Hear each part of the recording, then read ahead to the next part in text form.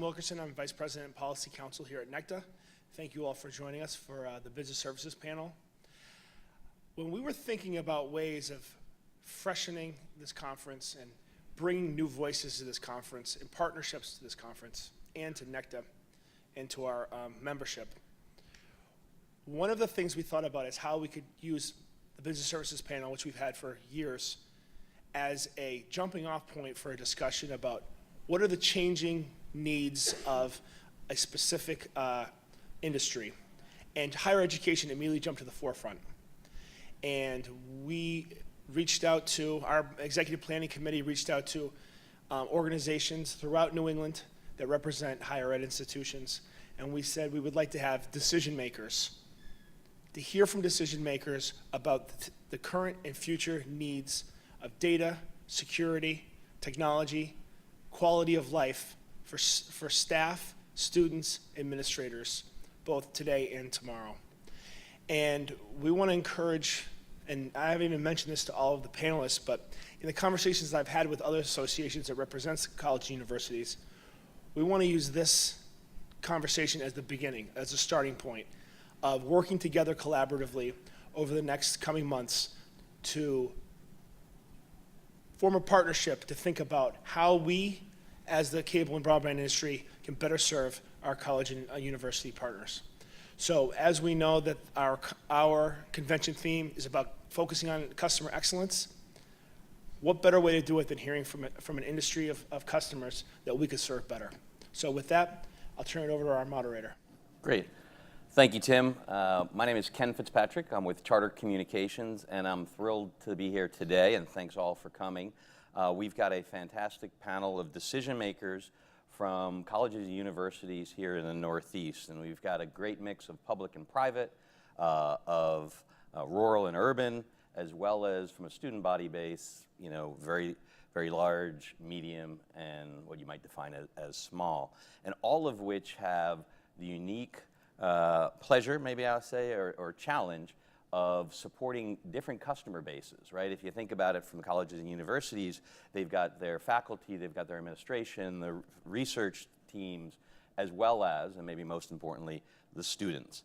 And the question always becomes, how do you support and deliver on student expectations as it relates to broadband, entertainment, and connectivity? So for those of you who have children, you know it's pretty difficult, right? And they've got a great experience in the home, and as they move into the universities and colleges, they expect that same untethered, unlimited access to everything. And it starts when they go into college, and then for the MSO community, we want to make sure that we keep that brand that they've grown to love at these colleges and universities and bring it to them, as my recently graduated from college daughter calls, as they move into real life. Take that brand forward. So what I thought would be great is if each of our panelists get an opportunity to tell a little bit about themselves, and Glenn, I said a little bit, about themselves, as well as a little bit about kind of what the priorities are as it relates to really right now in their present time in delivering on those expectations. So Glenn? So, thanks. So a little bit. So about 1,000 years ago. No, just we won't do that. So my name is Glenn Clark. I'm from Salve Regina University. So it took me about 3 minutes to get here. So for those of you not familiar with Newport, we're otherwise known as the Newport College. Our structure is just right up the road here. If you've walked the Cliff Walk, you've walked by most of our buildings. We occupy about 18 city blocks of Newport, about 80 plus acres, and we currently reside in about 53 facilities on campus, soon to be about 56. We're in the process of breaking new ground for residence halls.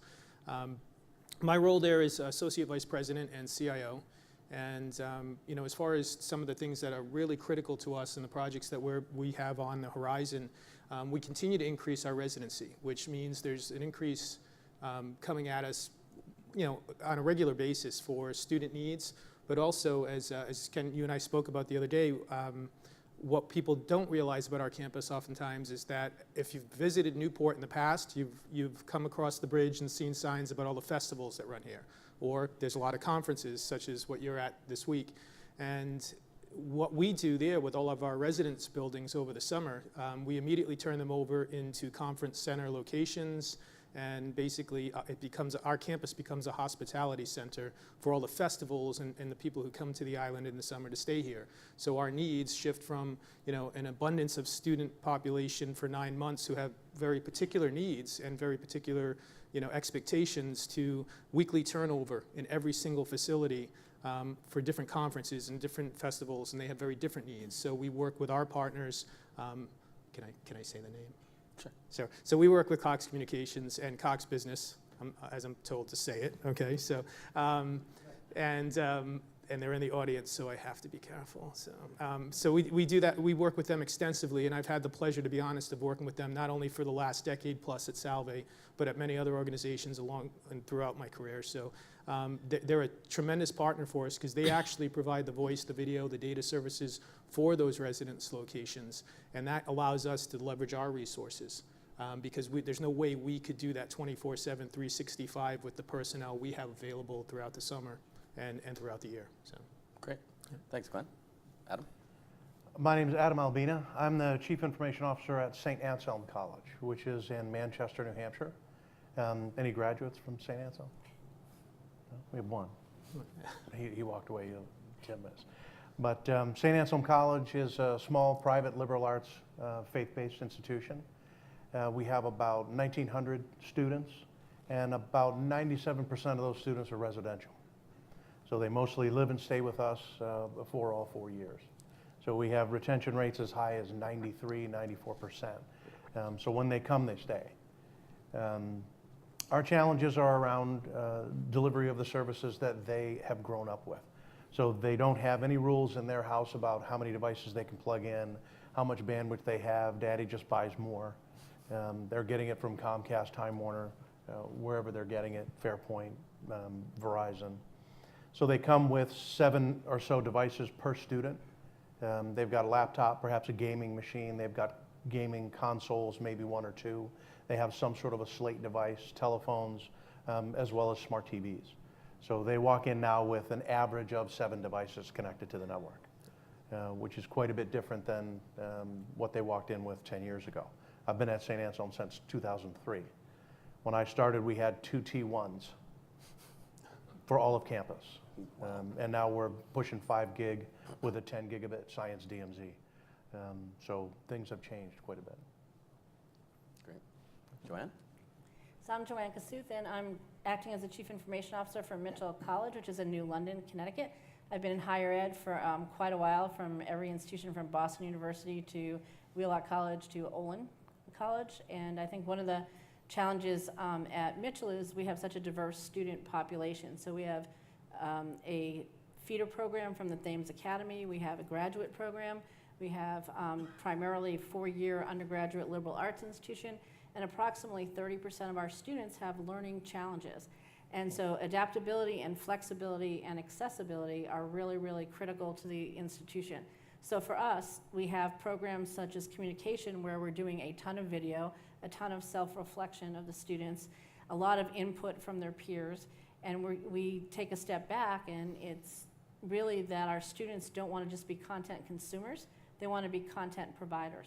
And when they do consume content, they're consuming content that is Netflix, which right now is about 40% of our bandwidth, Google, YouTube, capabilities, and the academics would probably like to think there was a lot more academically that was happening in terms of those things and the products available, but that unfortunately is not the case. So I think in higher ed as a whole, we're trying to get our faculty and our staff to understand how to meet the expectations of these students. And those of you that have grandchildren or children that are young, and how many of you are guilty of sort of putting the iPhone or your cell phone on the table and watching cartoons? Like, so you can have coffee and they're watching cartoons? Well, those are the students that we're going to see in 18 years. And it makes me really nervous to understand what those expectations are going to be compared to what they are now. And we're seeing the same type of thing that Adam talked about, which is 6 devices on average, expectations around gaming being incorporated, expectations that nothing plugs in for electricity or for data. They're kind of surprised when they do plug in and get a little better experience. And essentially, we want to enhance the student experience as part of how we differentiate ourselves as institutions. And at Mitchell, it's around those learning challenges, which also make it a little bit more concerning to make sure that we can adequately deliver the material in ways that everybody can consume it and that we can adequately meet the needs of each of those students. Great, thanks, Joanne. Charlie? I'm Charlie O'Donnell from the Massachusetts State Universities and Community Colleges.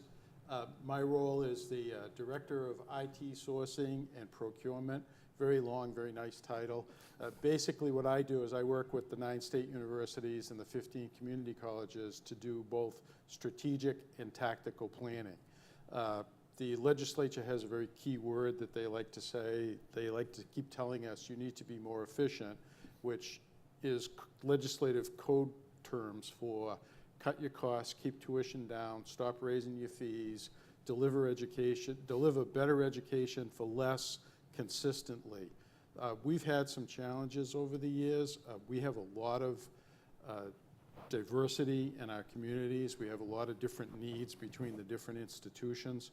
Most of the state universities have residents, so they have the same issues that the privates have, where a student shows up with 7, 8, 9 devices. I'm still waiting for the day when they show up with their IP cameras so that they can keep an eye on all the stuff that they put in their dorm room. I know that's going to happen. In fact, it could be happening already. Community colleges, again, a little different.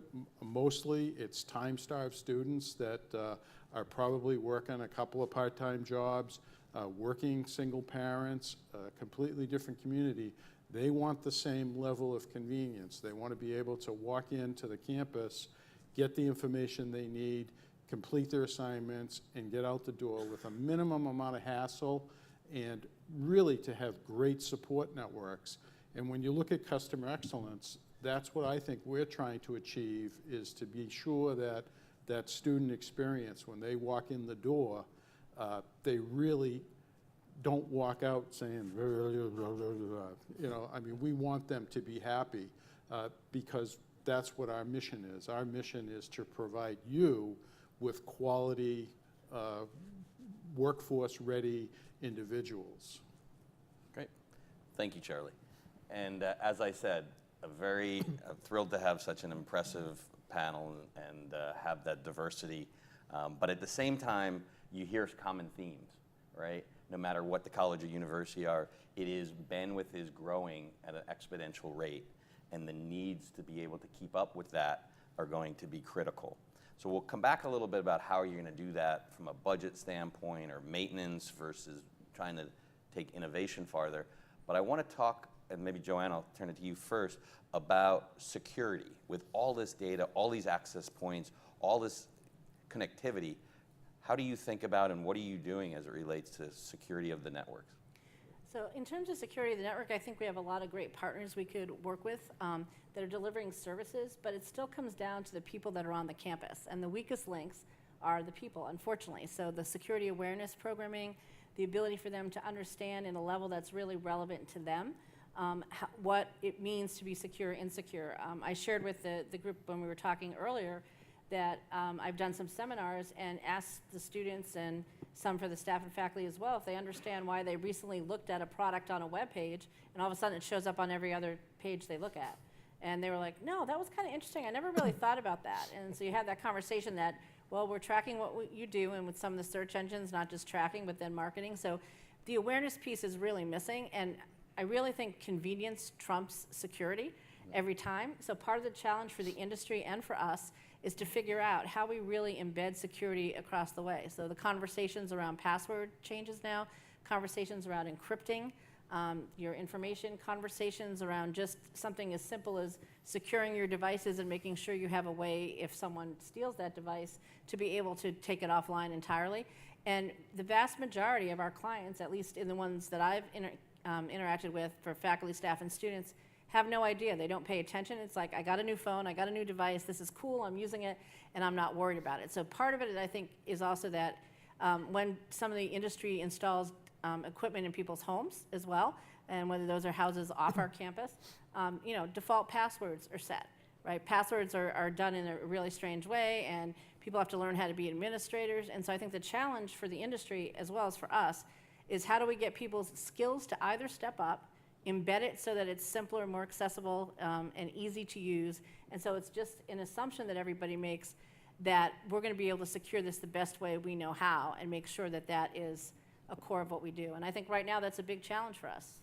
People understand. Adam, any thoughts from St. A's? Yeah, I mean, I'd like to just kind of jump on with what Joanne is saying about awareness. For us, that's our major problem. We have intrusion detection, we have intrusion prevention, we've got Palo Alto firewalls. We repel between 500 and 800 attacks on our firewall daily, every day. And most of those are kitty hacks, IP scans, so you're just seeing bang, bang, bang coming at the firewall. So those kinds of electronic things from our partners are in place. Our biggest problem is people who legitimately have access to critical information or perhaps sensitive information. They legitimately have that access in order to do their job. So they download that spreadsheet, they do the manipulation in the spreadsheet, they save it, it's on their laptop. Then they close their laptop, click it out, put it in their car, and stop at Walmart on their way home. And that laptop gets stolen. So the awareness that I have access to data that I should have access to, but I'm not stewarding that access carefully enough. So that awareness campaign for us is really a big issue. Most of the security issues we've had at St. Anselm College were created by the very people who work at St. Anselm College, not somebody coming in from the outside. We do security audits from the outside every year. Well, I'll shift gears. Because this data is, we're talking about the importance of it for all of this, for the faculty, for the students and the staff. How do you think about your business continuity planning? Glenn, why don't you start? Sure. So, our business continuity planning is a little bit difficult in the sense of our physical and geographical locations.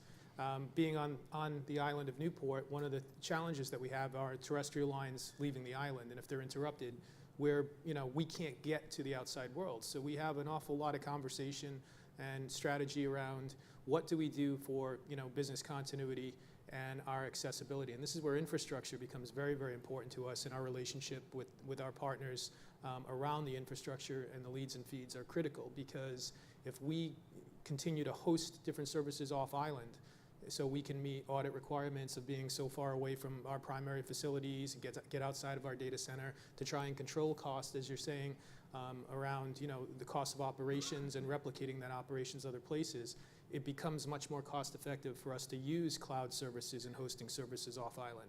The challenge then becomes, do we have the infrastructure to get there? So as we stop building resiliency in the systems locally, can we build resiliency around the infrastructure to get to other locations and partner with multiple organizations and providers that can get us to the locations we need to continue business continuity. For us, we've been steeped in what we call disaster recovery for many years. We back things up, we can bring that back in time, we can operate locally if we need to, if we can get power and generators running. But to keep business continuity there and make sure that we are accessible 24/7, 365, it's critical that the infrastructure continues to expound and reach different places in different ways. So we can never have one channel. It's got to be more than that. So. Okay, thanks, Glenn. Charlie, thoughts on business continuity? We're in a little different environment. We're in pretty much a distributed computer model. We have 24 separate administrative systems. We're kind of spread out. Each one of the campuses has a disaster recovery plan, so to speak.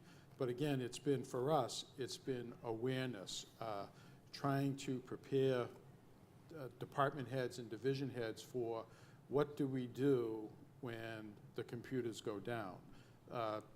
It's a challenge to educate people because it becomes almost like a light switch. They just want to flip it on and they want it to work. When it doesn't work, you need to have alternate procedures ready and able to go, because again, we need to deliver customer service. The students are still going to be walking in the door. They're still going to want to go to class. They still want to do things. If the lights are out, there's not a whole lot you can do, but the computer being down shouldn't stop everybody from getting their work done on that particular day.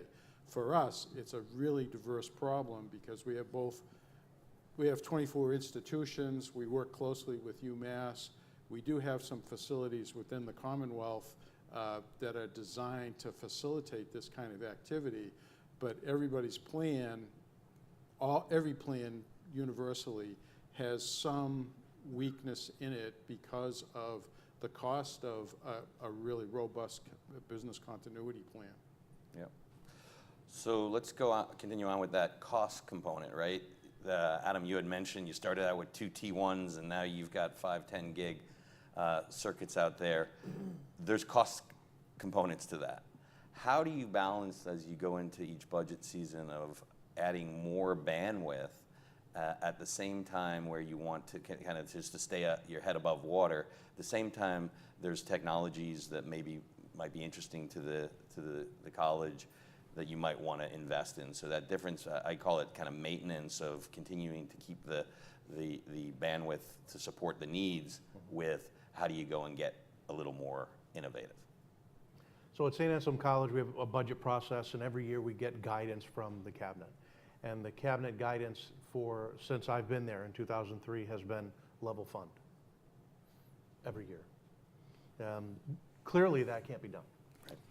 So we spend a lot of time justifying costs and also demonstrating the return on the investments that we've already made. So we tend to focus on maximizing the investment that we already have and demonstrating that effectiveness and what that means to the campus community and the student and the customer. And then also spending a lot of time justifying why we need to go to 5 gig and what those costs will be. A strategy that I've adopted over the years is to grant fund as much as I can to get the initial funding, the capital outlay. And then it's much easier to get an operational continuing level of funding once I'm able to demonstrate the benefits of a particular thing. For example, we're paying local loop charges for our internet connection. So we're paying a company and they have local loop, which is quite a bit of expense. And then here's your service on top of that. I got a grant in 2010, I believe, to run my own fiber from St. Anselm College. Luckily, I'm only 3 miles from the point of presence in southern New Hampshire. So I ran my own fiber with a 20-year indefeasible right to use on the telephone poles to the POP in Manchester at Sundial 1. So now I pay no local loop charges. There's also 7 or 8 different internet providers in that building, and all I have to do is pay another $1,000 to cross-connect up to their floor. So I've created an environment where they compete with one another for the business because I'm right there and it's my fiber. Right. We're able to do that and quadruple the bandwidth overnight, literally, and everybody gets to see, wow, Pandora radio doesn't drop out anymore. That's staff and faculty, by the way. Right. You know. I actually had a faculty member, actually a staff member that put in a help desk ticket because Pandora radio wasn't great on the Wi-Fi in their office on their iPhone, and they wanted to put in a ticket to have Wi-Fi increased in their office so they could listen to the radio. And they thought that was okay. It's fine. That's what it's okay for me to use the corporate network for that type of personal thing, because they do it at home. Right. So even it's not just students who have those expectations; it's faculty too. Right. So getting that grant funding, we got more grant funding for assignments, Science DMZ, to have a 10 gig connection out to Internet 2 through a partnership with UNH. So grant funding has helped quite a bit in the capital outlay. If I can show the benefit and demonstrate it, it's easier to get the funding going forward. But it's a challenge every year, never goes away. Yeah. Joanne, anything? So at Mitchell, as a tuition-dependent institution, our budget depends on how many people we actually have enrolled at the institution and the retention rate that we have as well. And so we're all working on those students, so to speak, to understand that we can have a certain level of funding, and then we leave ourselves some flexibility. And so then there's generally conversation at the cabinet level about what has risen to the level of being funded and where do you get support. So one of the things that I like to do is really use students as a focus group and also have various other groups on campus with the departments and get their input. Because one thing when you're an IT person, quote unquote, is you're the one always selling the IT piece, and people just kind of say, yeah, okay, you always come in and ask for money, that's all you ever do. So to get away from that, you can find that students really can drive the bus, so to speak, and they can really push the faculty. And if you can do things like experiments, if you can do pilots, I must use that word 50 times a week, everybody's probably tired of hearing it, but if you can pilot something and then you actually keep track, Not sure about my colleagues, but in the past, we haven't been all that great in IT and actually measuring things. We're great at telling stories. We have a lot of anecdotes we could tell you, but really haven't been able to say, here's the hard data. I think we're getting much better at the hard data, as Adam said, and we're now able to say, here's the data, here's the feedback from our groups. We need to do this because we're enhancing the student experience, and this is part of what's going to help them stay. And if you can make that argument, it's pretty hard to sit around a leadership table and have someone say, that's not important. Right. Arguments that impact recruiting Yes. are generally well received. Glenn, as you think about it? So, I mean, we're faced with the same challenges, and one of the things I will say, though, from a strategic perspective, what Joanne's referring to is how we've attacked it initially. And we started attacking this with capacity planning, gauges and measurements, and demonstrated that, numbers of complaints that were coming about performance on the network, about services not running correctly, were directly related to capacity. And that gave us the leverage to then go in and have that other conversation with senior staff to say, if we don't fix problem A, then the rest of these are moot points. This is going to continue.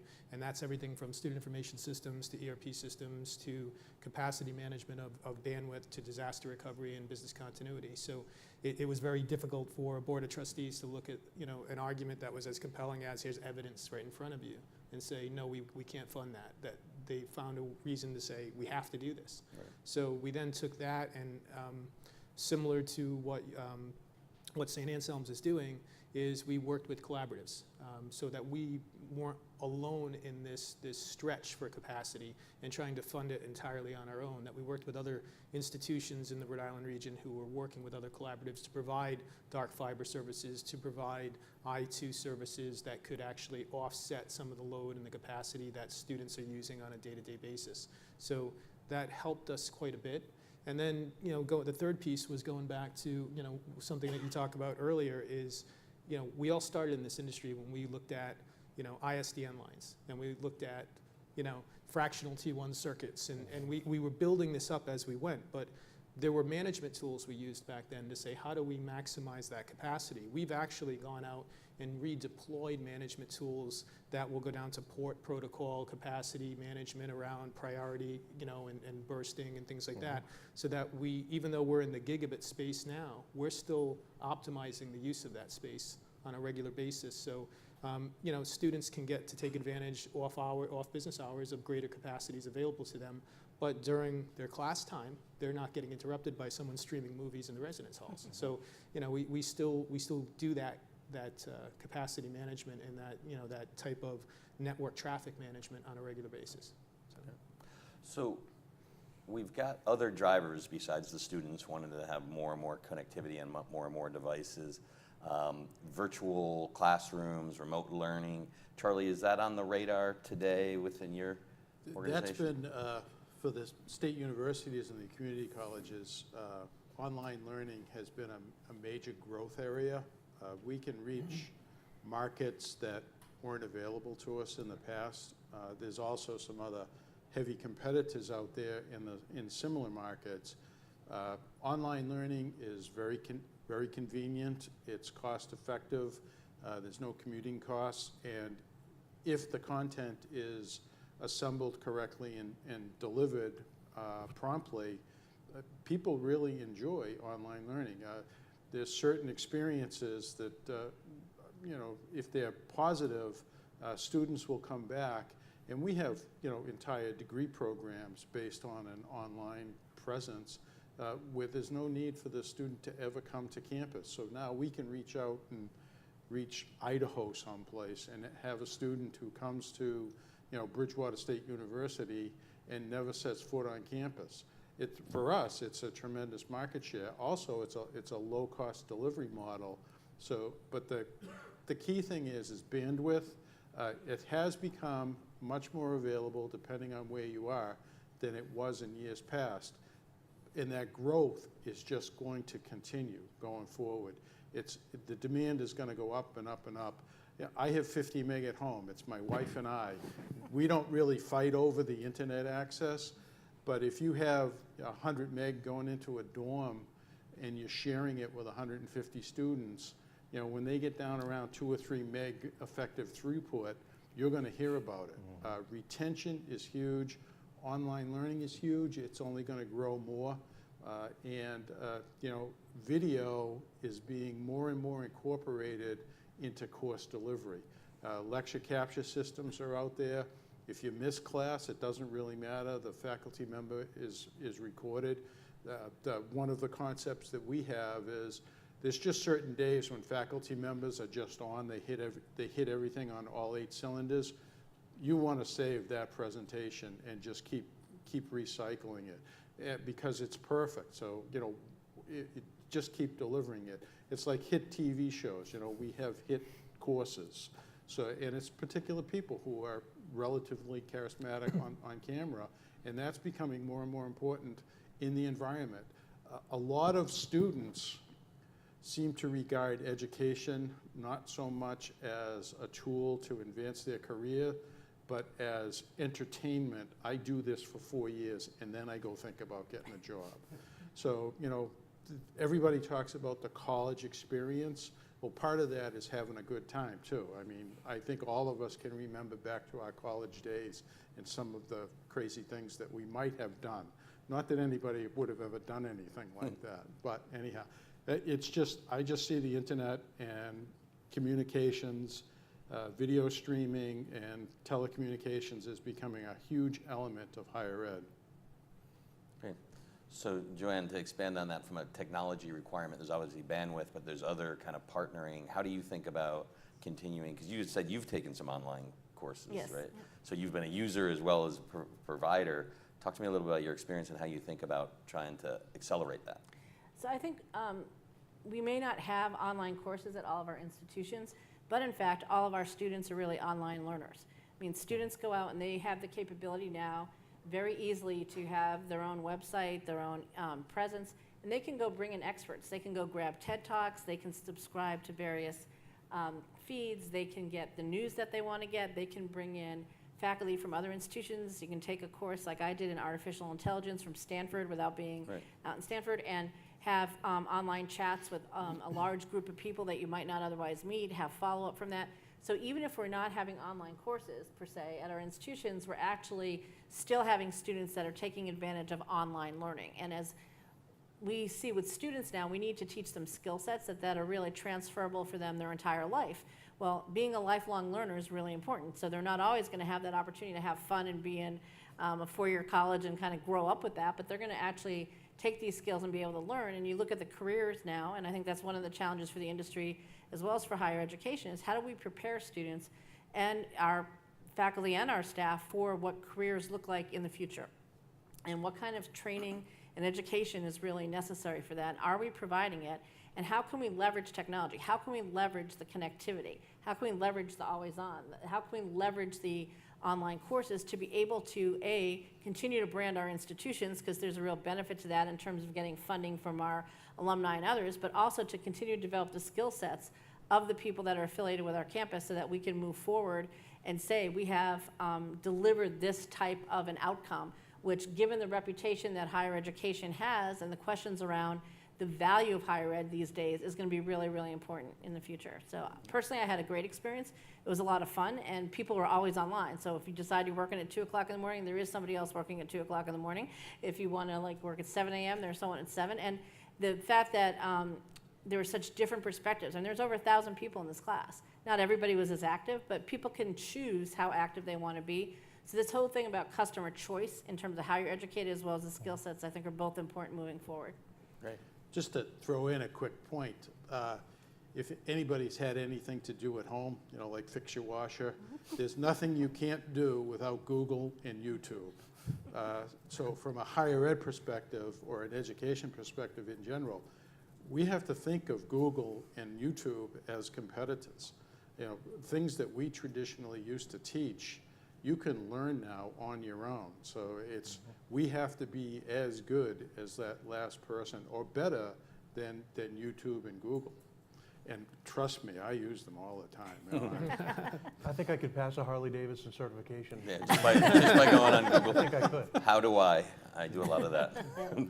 So as you think about, I mean, we talked about the bandwidth component, we talked about the students, but as you start to think about technology in the future, and whether it's attracting the right kind of students or attracting the right type of professors that you want to bring in, how do you look at, or how you prioritize technology in that? And what's the thinking that you have today, but you know it's going to be a requirement in the future? Adam, any thoughts on that? As you were asking that question, I was thinking, I hope he doesn't say, Adam, do you have any thoughts? I think future-proofing technology is a worthwhile goal, but folly. I mean, you don't know what's coming. We can do the best we can, and I think that's what we all do. Bandwidth is key. I think that's as ubiquitous as it is now. It's just going to be even more. Connectivity is going to be more. The Internet of Things. We're going to have devices that they are already. I mean, when your physical plant guys are coming to you because the cellular wireless card on the HVAC system isn't communicating appropriately with the server, not something you would have expected 5 years ago. Right. So we need to make sure that we're leaning forward in the saddle on technology. Now, at St. Anselm College, our Information Technology Strategic Plan specifically says that we are late adopters for technology, for the business and for standard functions, but we're early adopters in technology for education and learning, anything that affects teaching and learning, as well as admission and recruiting. So we tend to be a little more conservative, I think, at least at my institution, in terms of technology adoption along Moore's curve. Right. But to attract the right faculty, you have to lean forward enough to get those faculty to come here. For us, that was a science DMZ where we had dedicated 10 gigabit connection over Internet 2, which for a small liberal arts Catholic college in New Hampshire is a big feat. Yeah. Anybody else to share on kind of? Sure. The session right before this, I don't know if anyone sat in it at all, but they were talking a lot about the generational effects and impacts on the services that we offer. And I think that plays a really important part in how we plan for the future and how we leave it better than we find it for the students that are coming down the pike. So for instance, we talk a lot about the service, how we've commoditized IT over the years. And unfortunately, people, the first thing they went after was the data center, right? They said, okay, we're gonna just host a data center somewhere else, and we'll call that the cloud. But what happened is they forgot that they still need to get there. Right. So the infrastructure and the data center never really went away. As a matter of fact, as in our case, we had to keep growing the data center and growing circuitry and capacities and all of the tools to get people other places. Mm-hmm. So what really got commoditized was the application end. When we talk about the Internet of Things, and we talk about all the different things that happen out in the cloud services, what's become critical now and what will become more critical in the future is our ability to get there. That infrastructure, that road that takes us from where we are out to where those services live and how that's managed. Even our cars that we drive and the way we navigate when we're on the road, no one's pulling out the maps anymore. We're just, we have to be able to get to the internet to get from point A to point B because it tells us how to get there. Imagine if we can't. So Joe and I were joking about, everyone knows the shortcuts now, so they're not shortcuts anymore when there's a traffic jam because everyone can get there. If we could just block everybody's signal, we could sneak through those back roads first, But that's where, when we talk about the future, what's critical for us and what's critical for building the next level of future is to make sure that we eliminate the roadblocks, not just around capacity, but around pathway. And we need to continue to build alternate paths to get there. And there's a lot of science behind that. Whether it be, we don't talk about these things typically, but when we talk about things like latency and we talk about, the growth of capacity needs, we joke about video and distance learning, but the problem is the same video in the same classroom that was taken 5 years ago is about 5 to 7 times the capacity for the same exact video because the capture devices, the cameras that are being used today, capture at a bit rate that's so much higher. So we have to anticipate that. The applications aren't shifting nearly as quickly as the capacity needed to get us to those applications because they're moving to different places. So when we worry about future-proofing, I think that's a critical aspect. And the best example, I have three children at home. They are great and they're busy because everything they're doing goes over their internet connection. But if that internet connection stops for an instant, all hell breaks loose. It's a disaster, right? it's you anarchy. can't. There's nothing I could do as a parent that could get me in more trouble than Yeah. pulling the internet connection out. You know, so They could be sleeping on the floor, but with yeah. internet connection, it's fine. they're fine. It's You know, not- so but that's kind of that when we talked. So listening to this generational discussion in the session right before us. That's what we're faced with in higher education is what's coming next and what's that expectation and how do we leverage our relationships, our partnerships to build the roadways that will get us there. And I think that's critical. That's So. great. Good insight.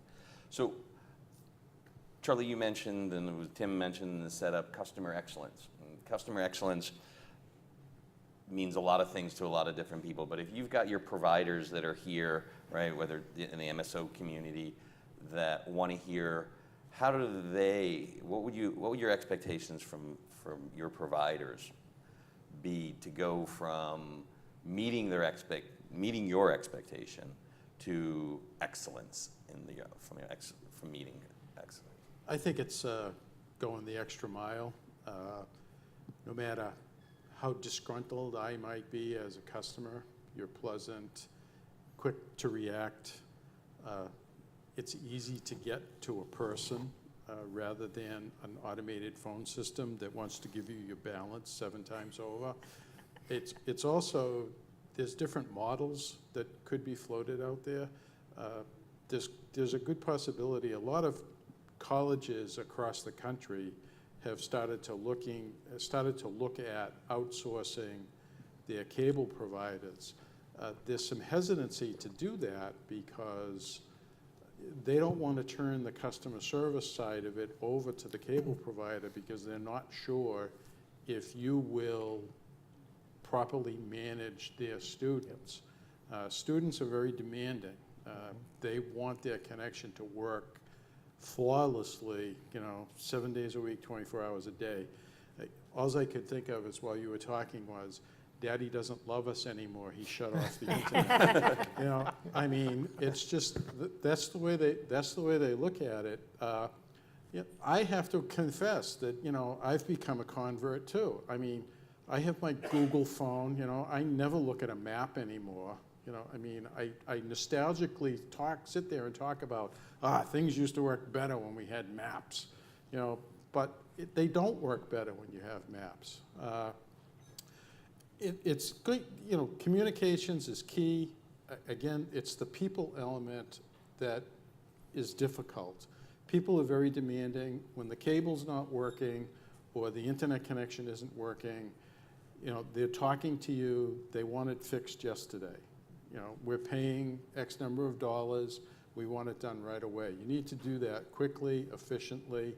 The install process has to go smoothly, quickly, and accurately. Project management is not something that everybody is really good at, and projects, equipment shows up at the wrong place at the wrong time. How many times has that happened? Questions like that, those are the things that we need to focus on. It's almost like the experience has to be a positive experience. If you have that installer that just, is just perfect at talking people through the process and setting everything up the correct way, quickly and easily, and he or she is a little entertaining while he's at it, you're going to get a positive customer outlook on that. As higher education institutions, we look for the same thing. We want people to speak highly of us. In fact, after they graduate, we want them to give us their money. So after they've already paid us to educate them, we want them to give us more money because they went to school there. So, that's okay too. So customer excellence is critical to all of us going forward. And my expectation from, if I'm going to purchase cable service or telephone service from one of your companies, I want that installation to go quickly, efficiently. I want everything to be perfect. I want the project manager to be right on top of it, telling me everything that's going on. If something gets messed up, that's not a problem as long as I know about it and I can react to it. But again, and then keeping the service running, having a sufficient redundancy and a quick enough response time so that people don't get frustrated. There's nothing worse than having to call 3 or 4 times to fix the same problem. Yeah, And I hate to keep rambling on here, But tracking that effectiveness, first time call closes is critical. We all need to do that.